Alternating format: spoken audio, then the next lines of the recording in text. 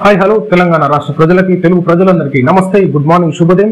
ఈ రోజు మన ప్రజా ఎన్కౌంటర్ తెలుగు దినపత్రికలోని మెయిన్ పేజెస్ అండ్ వార్తా విశేషాలు ఎట్లా చూద్దాం. సో దయచేసి అందరూ ఛానల్ ని సబ్స్క్రైబ్ చేసి ఒక సోషల్ మీడియాస్ లో న్యూస్ పేపర్ అనాలిసిస్ ప్రోగ్రామ్ ని ఆ వాట్సాప్ గ్రూప్లలో సోషల్ మీడియాస్ లో షేర్ చేయవలసిందిగా కోరుతున్నాం. లింక్ ని వార్తా వివరాల్లోకి వెళ్దాం. నోరు లేని మూగ జంతువులు జూలో బంధించి మనుషులు వాటికి వేటాడడం ఆహారం సమకూర్చుకోకుండా చేసి నోరు ఉన్న మనుషులను కొందరు రాజకీయ నేతలు ఉచిత పథకాలకు అలవాటు చేసి అజ్ఞానులను చేసి నేర ఆరోపణలు మరియు నేరం చేసి జైల్లో శిక్ష అనుభవిస్తున్న ఖైదీలకు పౌష్టిక ఆహారం అందించి అక్షరాలు నేర్చే ఆ చదువుకునే సర్కార్ హాస్టల్ పిల్లలకు పురుగులన్నం పెడుతున్న ఓ సమాజమా. సో తెలుసుకోండి, ఈనాడు విద్యార్థులు ఎంత బాధపడుతున్నారో హాస్టళ్లలో అయితేనేమి, ఉన్నటువంటి ప్రభుత్వ పాఠశాలల్లో అయితేనేమి, ప్రభుత్వ ఏదైతే మన గురుకుల హాస్టళ్లలో అయితేనేమి. సో ఖచ్చితంగా వాటన్ని గురించి ఆలోచించాలి. ఈనాడు జూ పార్కులలో బంధించినట్టు జంతువులను బంధించినట్టు బంధిస్తుంటారు కొన్ని హాస్టళ్లలో విద్యార్థులని. ఏంటంటే నిరుపేద ప్రజలు, నిరుపేదలు అంటే మొత్తం వాళ్ళ మీద చిన్న చూపే ఉంటది. కానీ ఆ నిరుపేదల తల్లిదండ్రుల ఓట్లతోనే ఈనాడు అధికారులారా మీకు జీతాలు వస్తున్నాయి. అదేవిధంగా ఆ నిరుపేద తల్లిదండ్రుల ఓట్లతోనే మీరు గద్దెల మీద కూర్చున్నారు. ఆలోచించుకోవాలి ఒకసారి అధికారులారా. సో ఈనాడు నిరుపేదల పక్షాన మీరు ఉండాలి. నిరుపేదల ప్రజలకు సేవ చేయడానికి మీరు అంకిత భావంతో పనిచేయాల్సిందిగా కోరుతా ఉన్నాం.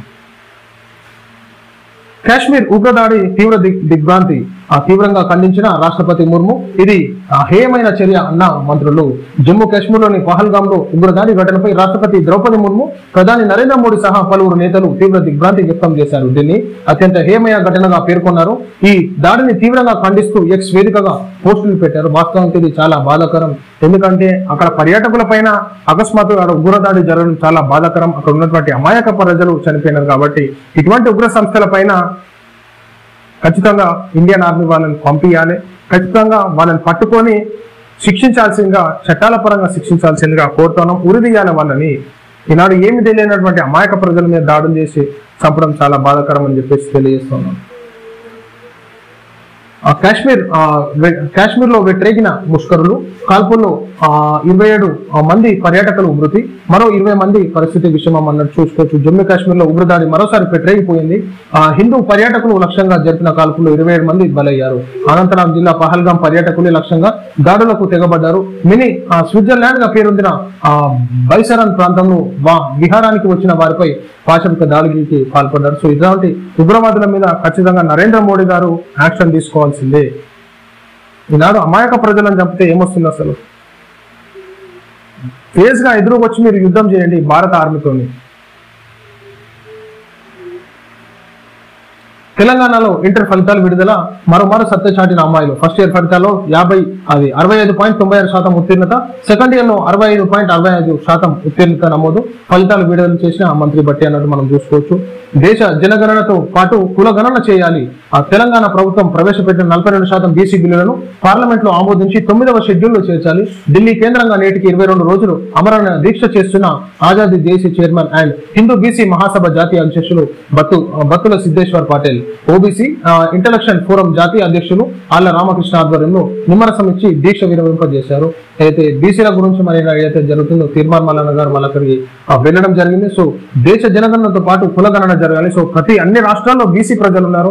సో అందరికీ న్యాయం జరగాలని చెప్పేసి కోరుకుంటారు. కాబట్టి ఖచ్చితంగా సక్సెస్ చేయాలి. ఈనాడు ముఖ్యమంత్రులు కూడా ఆలోచించుకోవాలి. బీసీల ఓట్లే కీలకము. ఈనాడు బీసీల ఓట్లు వారు వన్ సైడ్ అయితే మాత్రం ఇక ఓసీల పరిస్థితి ఎట్లుంటుందో ఆలోచించుకోవాలి. ఓసీలలో కూడా నిరుపేదలకి అందుకలేవు. అసలు ఉన్నటువంటి అగ్రవర్ణాలలో ఉన్నటువంటి హుషారుతో ఉన్నటువంటి వాళ్ళే చదువుకుంటారు అనమాట. సౌదీ పర్యటనకు భారత్ ప్రధాని మోడీ జెట్ ఫైటర్లతో ఘనంగా స్వాగతించిన సౌదీ ఏదైతే ప్రధాని నరేంద్ర మోడీ గారు మరి సౌదీ అరేబియా వెళ్ళడంతోనే అక్కడ ఉన్నటువంటి యుద్ధ విమానాలతోనే మరి స్వాగతం పలకడం జరిగింది. కాబట్టి ఈనాడు సౌదీ అరేబియాలో మరి ఏదైతే చర్చలు జరగనున్నాయి. కాబట్టి అందరూ సహకారంతో అందరం కలిసిమెలిసి ముందుకెళ్ళాలి. ప్రతి అభివృద్ధికి ఒక దేశానికి ఒక దేశం, ఇంకో దేశానికి ఇంకో దేశం, అందరూ సహకరించుకుంటూ ముందుకు వెళ్ళాలి. ఏ సమస్య వచ్చినా అందరం కలిసి పరిష్కరించుకోవాలన్నట్టు నరేంద్ర మోడీ గారి ఆలోచన విధానానికి మరి ప్రతి ఒక్కరూ మంత్రముగ్ధులవుతారు. కాబట్టి ఇదే విధంగా కలిసిమెలిసి అందరూ ఉండాలని కోరుతున్నాం.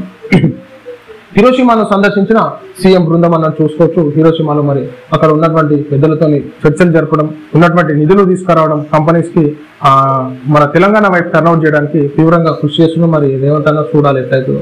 ఇంటర్ సెకండ్ ఇయర్ ఫలితాల్లో స్టేట్ సెకండ్ ర్యాంక్ సాధించిన గ్రీష్మ కొత్తగూడెం పట్టణంలో గల శ్రీ నలంద జూనియర్ కళాశాలలో చదువుతున్న గిడుగు గ్రీష్మ ప్రభుత్వం విడుదల చేసిన ఇంటర్ సెకండ్ ఇయర్ పరీక్షా ఫలితాల్లో ఎంపీసీ గ్రూప్ నందు 993 మార్కులు సాధించి స్టేట్ సెకండ్ ర్యాంక్ సాధించడం సో ఉన్నటువంటి చాలా సంతోషకరం. ఈనాడు